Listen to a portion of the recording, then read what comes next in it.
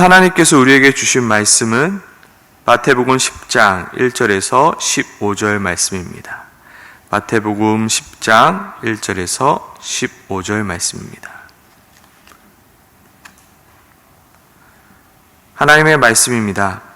예수께서 그의 12제자를 부르사 더러운 귀신을 쫓아내며 모든 병과 모든 약한 것을 고치는 권능을 주시느니라.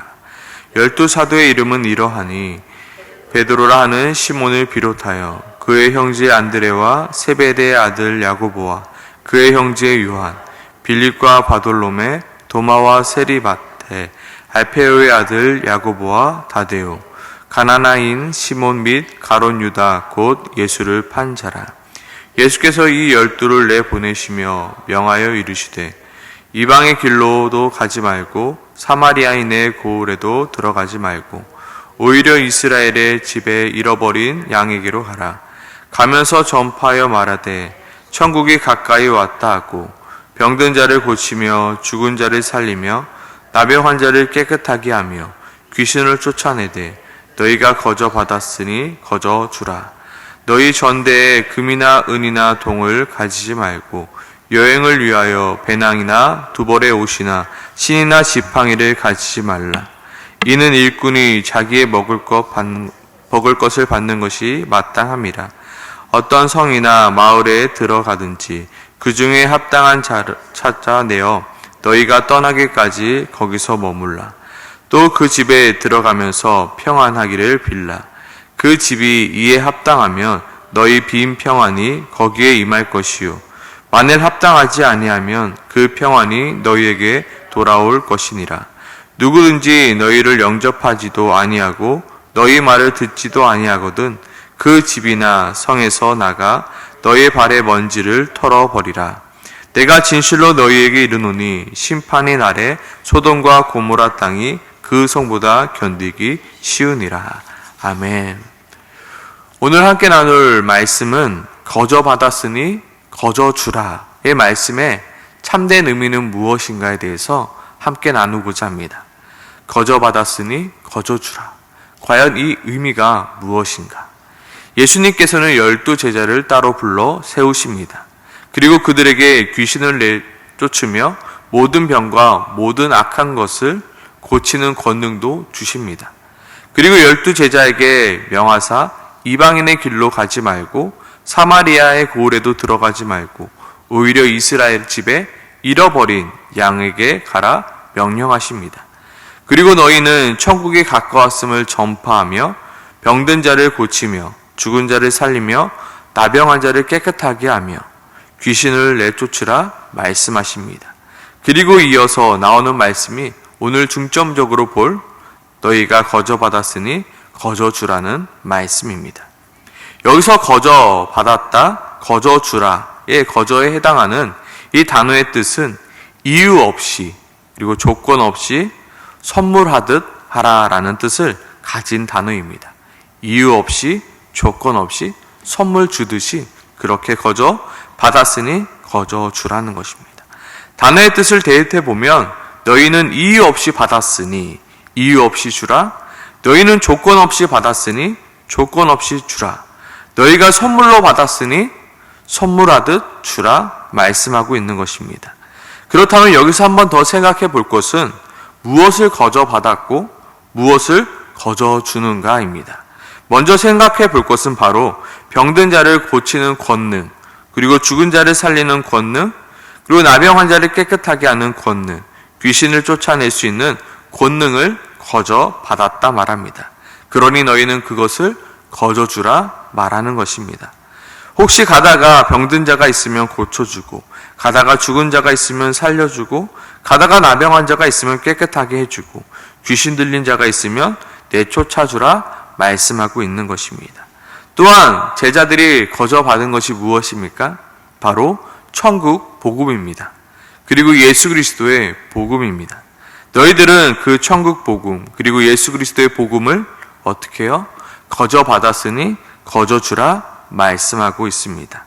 그런데 오늘 다시 한번 살펴볼 말씀인 거저 받았으니 거저 주라는 말씀을 다시 한번 깊이 살펴보려고 합니다.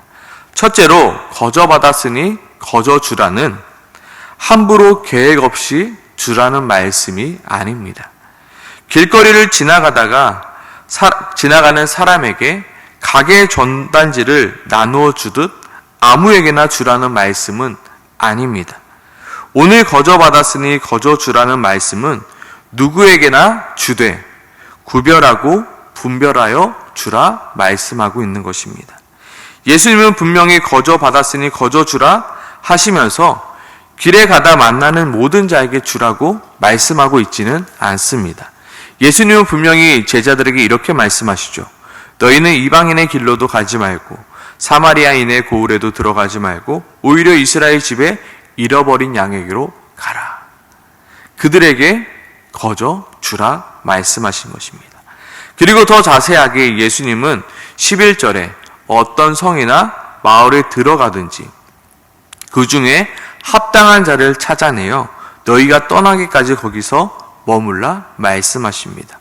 누구를 찾으라고요? 합당한 자를 찾아내라. 그리고 그 집에 머물러라 말씀하십니다. 왜요? 그 천국 복음과 그 예수 그리스도의 복음을 전하기 위해. 아무 데서나 가서 아무 데서나 머물며 누구나 만나든지 누구에게나 전하라 말씀하신 것이 아닙니다. 합당한 자를 찾아내어 너희가 거기서 떠나기까지 머물라 말씀하셨습니다. 거저 받았으니 거저 주라는 의미는 아무 계획 없이 무분별하게 주라는 말씀이 아닙니다. 마치 하늘에서 전단지를 뿌리듯 목적과 방향 없이 전달하라는 말이 아닙니다. 다만 차별 없이 주라는 것입니다. 구분 없이 주라는 것입니다. 빈부의 차별 없이 배운 자와 못 배운 자의 차별 없이 인종의 차이 없이 주라는 것입니다. 다시 한번 거저 받았으니 거저 주라는 말씀을 묵상해 보면 우리는 이렇게 해석할 수 있습니다. 누구에게나 주라. 그러나 아무에게나 주는 것은 아니다. 예수님의 12 제자들은 예수님의 제자로 세움받을 만한 사람은 아니었습니다. 하지만 예수님은 그들을 부르셨고 그들을 세우셨습니다. 예수님이 12 제자를 부르셨을 때 아무나 부르지 아니하셨습니다. 마구잡이로 부르시지 아니하셨습니다. 한 명 한 명 그 이름을 불러가며 부르셨고 오늘 본문에도 한 명 한 명 그 이름을 기록해 놓고 있습니다. 그러나 그 부르심에는 무엇이 없을까요? 차별이 없습니다. 어떠한 조건도 없고 어떠한 이유도 없습니다. 그 복음을, 그 권능을 차별 없이 너희가 받았으니 너희도 조건 없이 차별 없이 주라는 것입니다.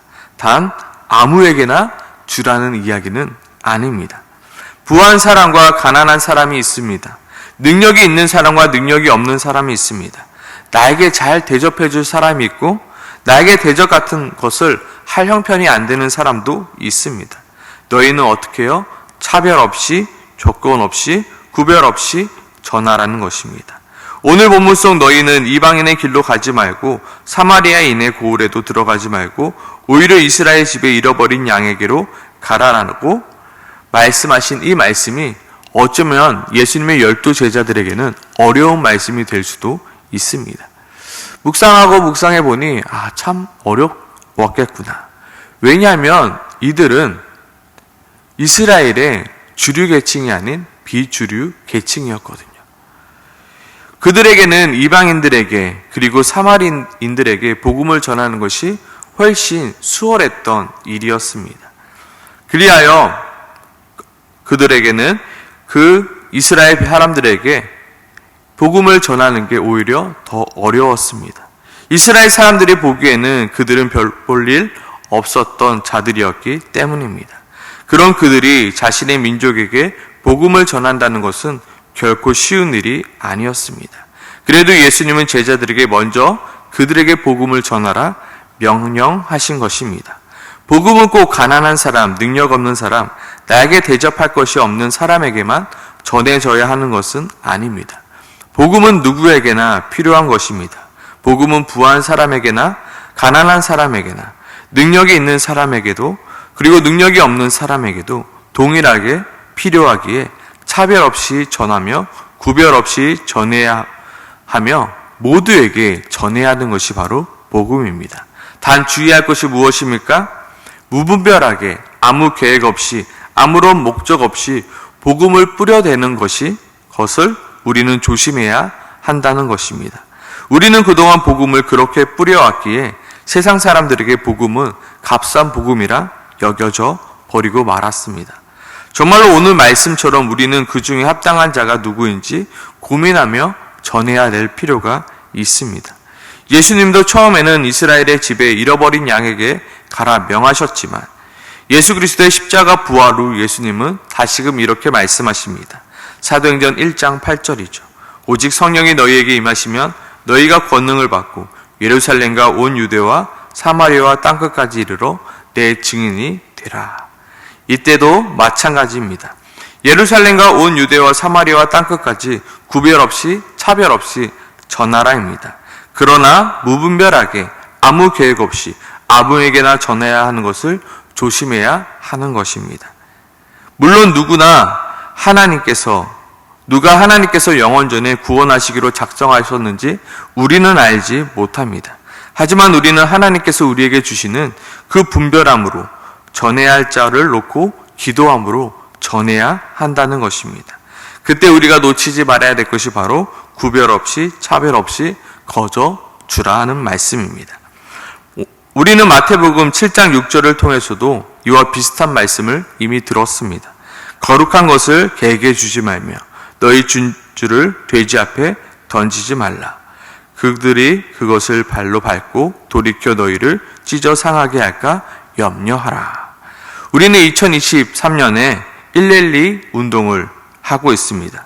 매일 말씀 묵상, 매주일 거룩한 예배 드리기, 그리고 한 해 성경 1도, 그리고 한 사람 전도하기요.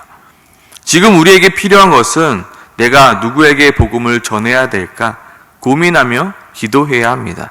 정말로 지금 이 복음이 필요한 사람이 누구인지 하나님께 물으며 또한 누구에게 복음을 전해야 될지 고민해야 합니다. 그냥 한 사람 그냥 얻어 걸려야지.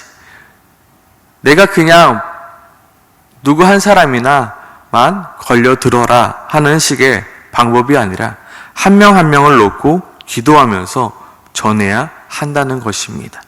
두 번째로 거저 받았으니 거저 주라는 말씀은 아무런 가치도 느끼지 못하게 주라는 말은 아닙니다. 단순히 너희가 값없이 받았으니 너희도 값없이 주라는 말이 아닙니다. 물론 우리는 복음을 값없이 받았습니다. 그렇다고 그 복음이 공짜는 아니라는 말입니다. 복음의 가치는 이 세상 그 무엇과도 바꿀 수 없는 가치입니다. 그렇게 가치 있는 복음을 하나님께서 우리에게 값없이 주셨다는 것입니다. 그런데 여기서 우리는 실수를 합니다. 우리가 복음을 값없이 받았다 하여 복음까지도 값없이 여겨버리는 것이 문제입니다. 그리고 복음을 가치 없이 전하는 것입니다.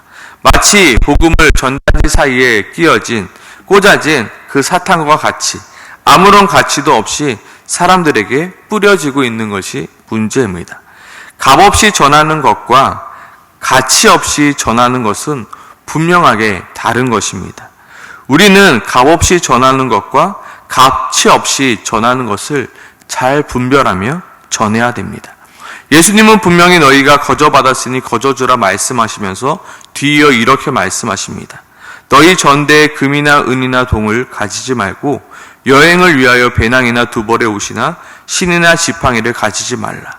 이는 일꾼이 자기의 먹을 것을 받는 것이 마땅함이라. 성경은 분명히 말합니다. 이는 일꾼이 자기의 먹을 것을 받는 것이 마땅함이라.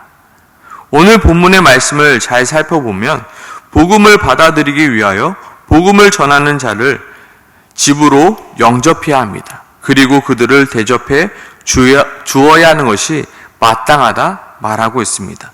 왜냐하면 복음은 가치가 있기 때문입니다. 왜냐하면 복음은 그럴 만한 가치가 충분히 있기 때문입니다. 너희가 거저 받았으니 거저 주라는 의미는 너희가 값없이 받았으니 너희도 아무런 가치 없이 주라는 의미가 아닙니다. 성경은 분명히 말합니다. 14절이요. 누구든지 너희를 영접하지도 아니하고 너희 말을 듣지도 아니하거든 그 집이나 성에서 나가 너희 발의 먼지를 털어버리라 말씀하십니다. 누구든지 그 복음을 가치 없이 여긴다면 너희는 나가 너희 발의 먼지를 털어버리라 말씀하고 있습니다. 너희가 거저 받았으니 거저 주라는 의미는 너희가 값없이 받았으니 너희도 그 가치를 아는 자에게 은혜로 그리고 사랑으로 값없이 전해주라는 말씀입니다.